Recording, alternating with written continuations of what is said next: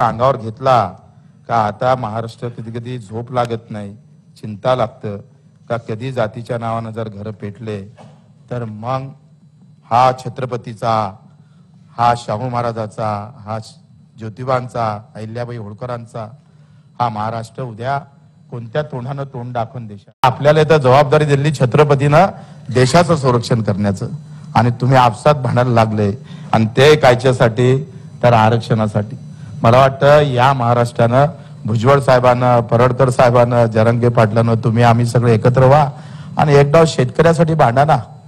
काय हरकत आहे?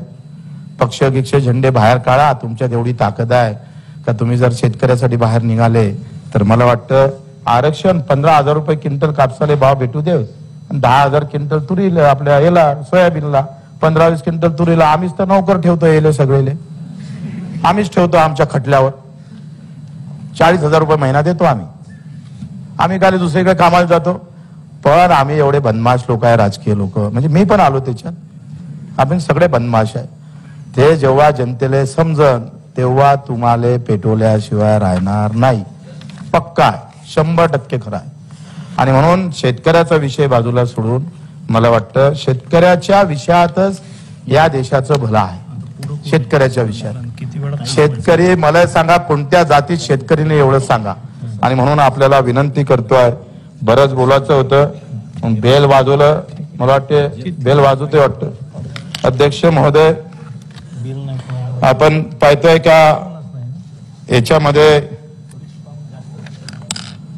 आपण एक केलं पाहिजे, एकतर ओबीसीला आरक्षण वाढून घ्यायला पाहिजे. काय हरकत आहे?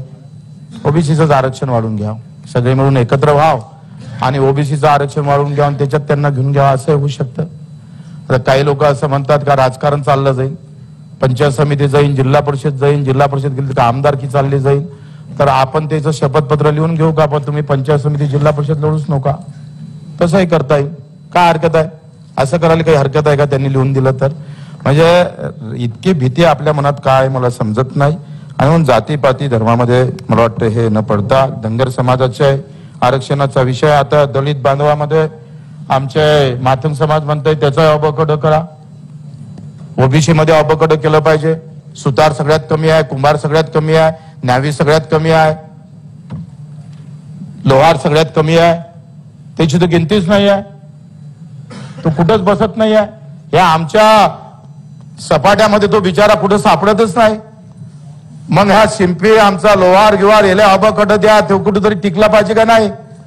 ते संख्येनं कमी आहे म्हणून त्याच्यावर अन्याय कराल का तुम्ही? त्याला पण आपण आरक्षणात ओबीसी मध्ये स्थान दिलं पाहिजे आणि त्याच्याही पाठीशी उभं राहिलं पाहिजे अशाही अपेक्षा करतो. आणि तुम्ही झालंच नाही तर मला असं वाटतंय का या राज्यात शांतता ठेवायची असेल तर पूज्य बाबासाहेब आंबेडकरांचे वंशज आमचे प्रकाश आंबेडकरलाच आता मुख्यमंत्री केलं पाहिजे.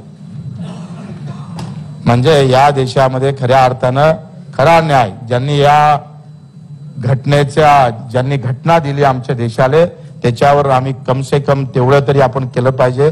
अशा पद्धतीनं समोर झाले काय हरकत आहे? काही हरकत नाही. मला वाटतं हे तेव्हा शांत राहील सगळं.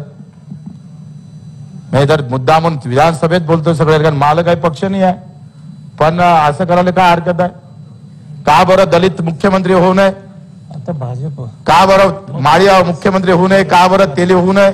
तेलाचा मुख्यमंत्री झाला पाहिजे. आता लय झालंय, आम्ही 8 वर्ष मराठ्याला दिले, तुम्ही आम्हाला काहीच दिलं नाही मराठ्याला आरक्षण. भाजप आदिवासी मुख्यमंत्री आमचा राजकुमार कोण मुख्यमंत्री झाला पाहिजे? काय हरकत आहे? अध्यक्ष महोदय, आखरी समतेचा हा नारा फक्त बोलून चालत नाही, प्रत्यक्षात उतरावं लागतं.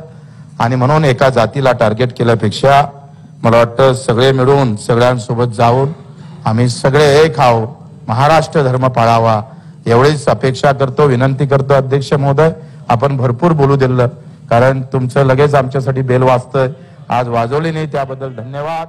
जय हिंद, जय महाराष्ट्र.